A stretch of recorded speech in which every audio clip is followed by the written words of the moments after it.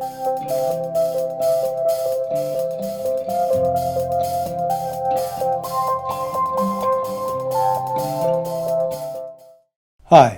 this is Chief Education Officer Bill Olsen. I want to welcome you to basically my first cable program of the 2023-2024 school year. I'm pleased to be able to say to you we had a very successful opening of the school year. However, as you know, the first full week of school was extremely warm, and I want to thank you for your understanding and patience when I decided to do a early release day on that Friday.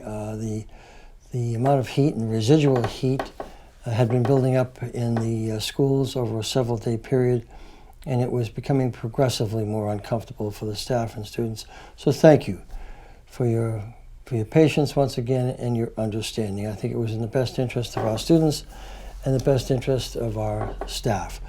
Certainly we welcome new staff this year to the school district. I'm very pleased to be able to say that the qualifications of the staff that I interviewed and hired this year were just absolutely outstanding. One of the best years of hiring that I've ever seen, and very pleased that we were able to put great people, highly qualified people with excellent credentials in front of your children in our school district. Because the quality of a school district is very, very much dependent upon the quality of the staff that we put before children. And as I've said to you before, I interview every teaching staff member before they are hired. I make that final decision, and I look for 8 attributes. I think you've probably heard me say them before. They're known as my 8 Ps. These are the qualities that I look for in people that I feel comfortable placing before your children. They have to possess great preparation. What's their academic preparation look like? Have they had great academic scholastic achievement in college? Do they have a bachelor's degree, they have a master's degree or above? Because those things are very, very important. Do they exhibit a lot of pride in what they have done in the past and pride in what they are looking to do with our students, whether it's elementary, middle, or high school levels? I'm looking for professionalism. Does a person conduct themselves with the core values that we look for? The honesty, the integrity, the hard work. Have they been able to demonstrate that to me in an interview? We got passion. I look for great, great passion in people. When I hire a staff member, I always ask them, what does this job mean to you?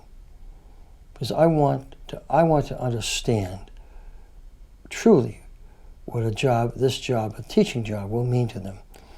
Generally, if they give me an answer such that, well, this job will mean that I finally am earning enough money to move out of my parents' house, or I'm finally earning enough money to buy a better car, my response to them is, you're looking for a job. I'm looking for someone who wants to inspire, motivate, challenge, encourage, and believe in every single student, and have those students believe in themselves. And that's what I look for. That's what I look for when I ask that question, what does a job mean to you? Because I want a child-centered, a child-oriented, a child-focused answer. That's extraordinarily important. I look for a person who exhibits patience and persistence. I want every child in a class to be crossing the finish line. Now, they may not all cross at the same time, but every one of them is going to cross the finish line successfully by the end of the year. I'm looking for someone with a great personality. You know, when you're a great teacher, you're essentially on stage and trying to motivate, stimulate, encourage students, keep them engaged in what the lesson involves, what they're saying, the directions that they're giving. And so having a wonderful personality really contributes to an environment of safety, of comfort, and of learning in a classroom. And that's extremely important. And I'm looking for performance, proven performance. Don't tell me what you're going to do. I want you to show me what you're going to do in that classroom. And so those have served me well and served school districts that I've worked in well for many, many years. I enjoy reviewing those 8 Ps. What I do also at the end of each year, the first year of a teacher working in Merrimack, I ask them to come back in late April or mid-May or so, because I want to meet with them for about 30 minutes at the end of a school day. And I ask them to tell me about their first year's experience in Merrimack. And I also importantly expect them to tell me, from their observations, from their connections with students, what is it that we need to do better? And what is it that we need to do to meet the current and emerging needs of students, all students in our school district? They appreciate that very much. I appreciate their willingness to be honest with me in terms of how to improve the school district. Because if I want to know how to improve the Merrimack School District, I'm not going to read it out of a book. I'm going to ask the practitioners who are with your children every single day, who know them, who understand them, who care about them, and want to lead them to a better place, both academically and socially, emotionally. That's very important to every one of us in the school district. Recently gave the school board a update on enrollments and a 5-year enrollment trend. We have dropped in enrollment between 2019 and the present by approximately 250 students, which is not a significant decline when you consider pre-K through grade 12. You know, a cautionary statement that I always make is that I've been working in demographics, student populations and enrollments for over 30 years. And although enrollments are not entirely predictable, they are cyclical in nature. There will be those swings upward and downward over a longer period of time. And we have to make sure that we're always keeping our eye out for enrollment trends, whether it's increases in enrollment or decreases in enrollment. One district could increase in enrollment. For example, Reed's Ferry has experienced an increase in student population and enrollment over a 5-year period, where some other elementary schools have evidenced a small decline. And that's the intrigue of demographic analysis, is you never quite know how many parents and families are going to move into Merrimack, how many are going to move out, and what the age distribution is of the children in that family, so that we can plan and adequately plan to be able to house them comfortably and responsibly. So enrollments are always on the table in terms of analysis. I enjoy watching them very carefully and look for trends, both short-term and long-term. We recently had a professional development session with our legal counsel. We meet with our legal counsel at least 4 times a year for about 2 hours, sometimes 3 hours at a time. And we talk about latest amendments to state or federal legislation, legislation that impacts all students or certain subgroups of students. We talk about civil rights issues, Title IX issues, 504 accommodations, which is a regular education accommodation, both for students and could potentially be for a staff member. Those are very, very important. 504 accommodations are designed to assist and help people who have difficulty conducting routine functions in life. And I could go on and on about those, but just know that we are obligated by law, and we want to do it from a moral and ethical standpoint too, to assist our students, to assist our staff in accessing learning, accessing their jobs if they're a staff member, and being able to successfully conduct those jobs, being able to successfully, if you're a student, access all components of the curriculum. So they're very well attended by our leadership team. They're very valued by our leadership team. And we have great respect for our legal counsel because they are extraordinarily knowledgeable and know the needs of our staff and our students in Merrimack. We have professional development coming up this month in terms of some mandatory training that's mandated on bullying and harassment. There will be another professional development session of a mandated professional development session later, a little bit later in the year, in terms of suicide prevention. Some of our PD sessions, professional development sessions, are mandated by statute. Bullying is one of them. and suicide prevention is another. And in between, we have a number of early release days and another, some full professional development days during the year to cover mostly curriculum and instruction elements that we need to provide training to our staff. It's not just acquiring new curriculum and placing it before teachers. Oftentimes, it's very important for those teachers to receive professional development on the delivery, the most effective methodologies for delivering that particular curriculum. And curriculum renewal, revitalization is something that we are constantly committed to. Some school districts will go 5, 10, 15 years without changing their curriculum. Not here. Okay, my feeling is we look at and we review curriculum regularly. We don't want a stale curriculum. We don't want any curriculum that approaches 10 years, 15 years in length, because the world has changed so rapidly in that amount of time that the aging curriculum becomes fairly irrelevant in terms of the knowledge that we expect students to know and the things that we expect them to be able to do with that knowledge. So please know that curriculum assessment and renewal is an absolutely critical part of our administrative responsibilities to you and to our students. A very interesting day is coming up on October 19th. We have a visit from about 125 students from South Korea. This is a South Korean Cultural Exchange Day, and it involves students from the, and excuse me if I'm not pronouncing this correctly, the Gimhae Foreign Language High School in South Korea. They are in the United States to tour Ivy League schools, which gives you an indication of the expectations that that country has for its high school graduates. So 125 of them are touring Ivy League schools. And Merrimack is the only community in the nation that they will be visiting. There was a relationship with this school district in prior years, prior to my arrival in Merrimack, and we are extremely happy that after COVID that has been rekindled, and that the students and their chaperones will be visiting with us from 8 o'clock in the morning till about 12:30 in the afternoon. And so we have the welcome mat open out for them, and looking to meet with their representatives and have a very enjoyable and meaningful conversation with them.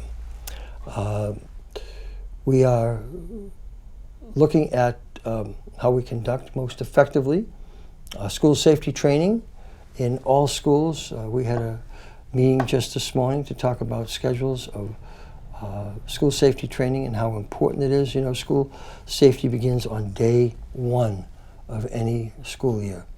And we have to be constantly aware of our environment, anything that does not look quite correct, or anyone that appears to be visiting the school without a clear and concise reason for it. We always want to be very, very cautious to do as much as we can to protect our students and our staff.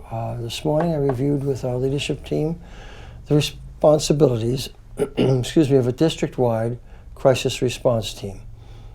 The responsibilities delineated by transportation and communication, delineated by dealing with logistical analysis, with attendance students, taking phone calls from parents, working with public safety officials, whether it's police or fire department.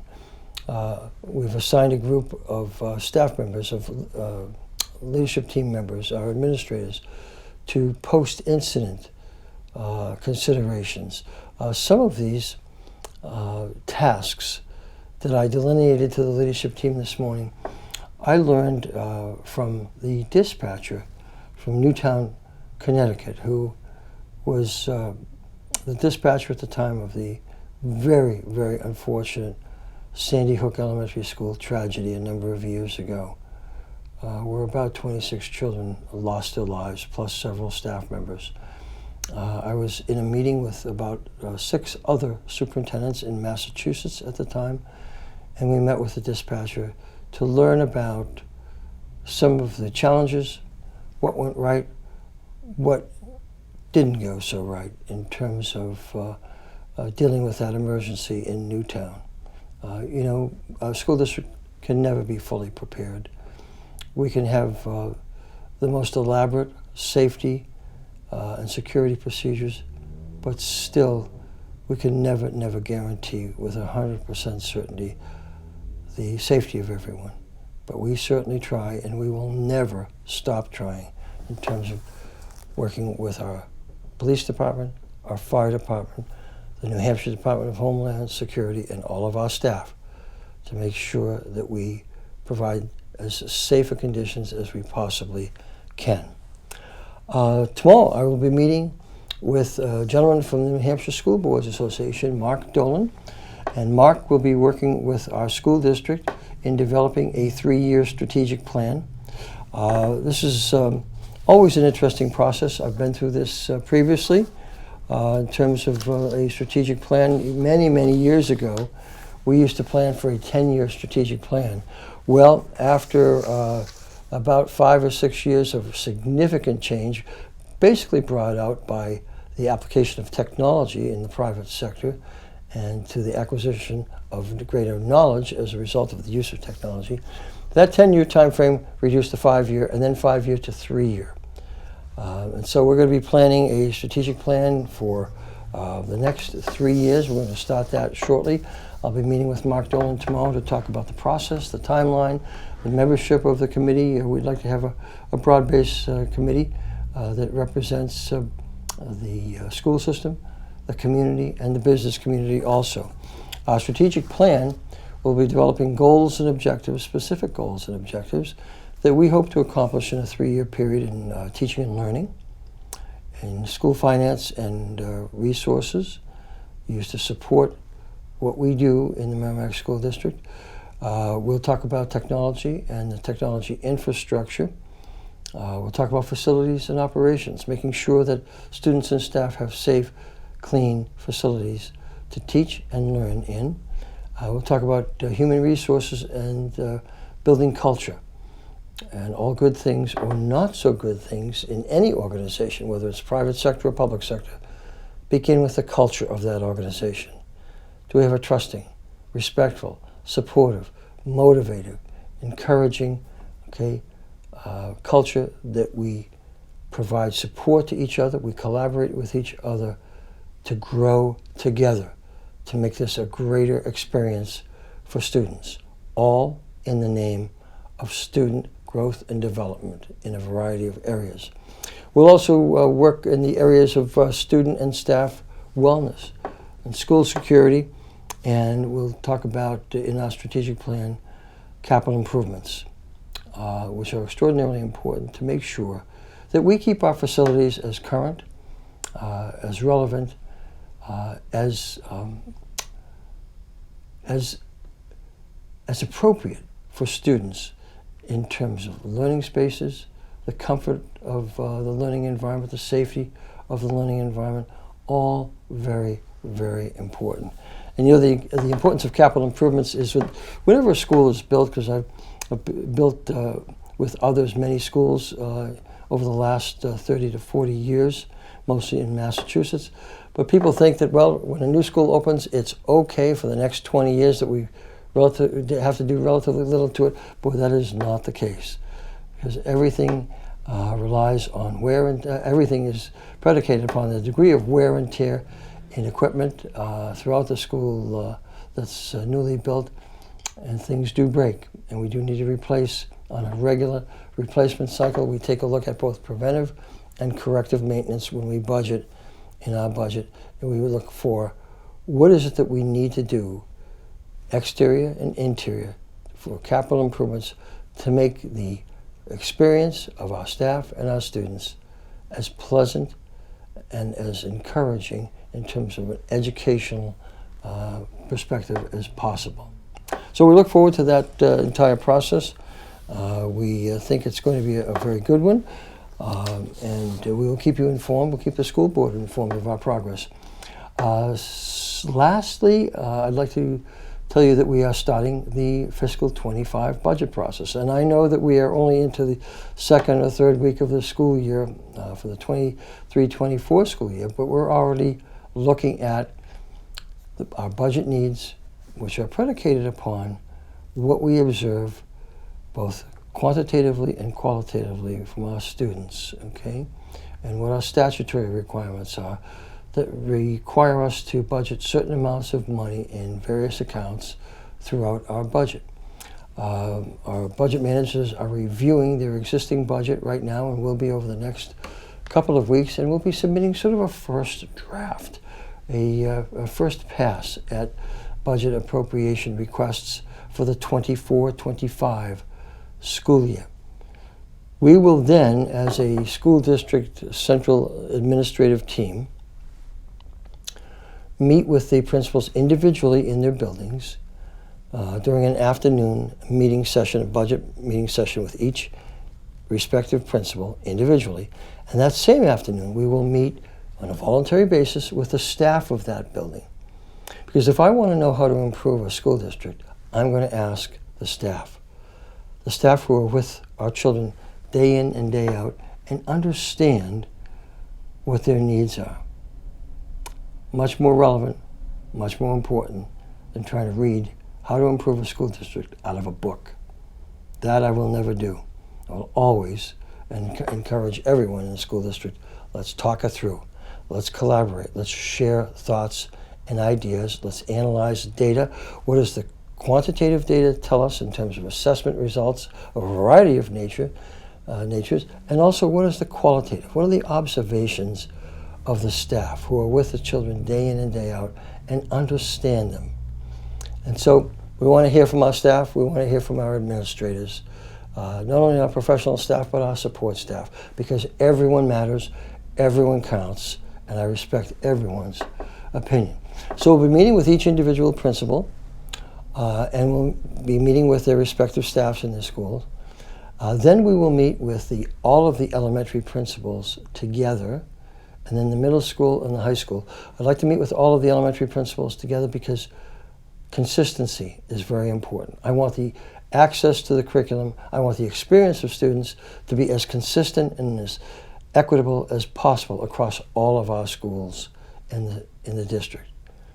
It's important that we all know what's going on in every building, how the curriculum is being delivered, and what we need to do based on our collective thoughts in terms of provisioning teachers with materials and supplies, the appropriate materials and supplies, the appropriate curriculum materials, and responsible professional development to help improve their professional skills. We'll be presenting the budget to the school board in very early December, and then we will have deliberations with the school board, and then once the school board passes their budget, that will go on to the budget committee. And we've had wonderful relations with the school board and also the budget committee for the last several years. We work together, importantly, as a team, focused always on what is in the best interest of children. I've enjoyed this opportunity to spend some time with you. Look forward to seeing you again shortly. This is Bill Olsen. Thank you for watching.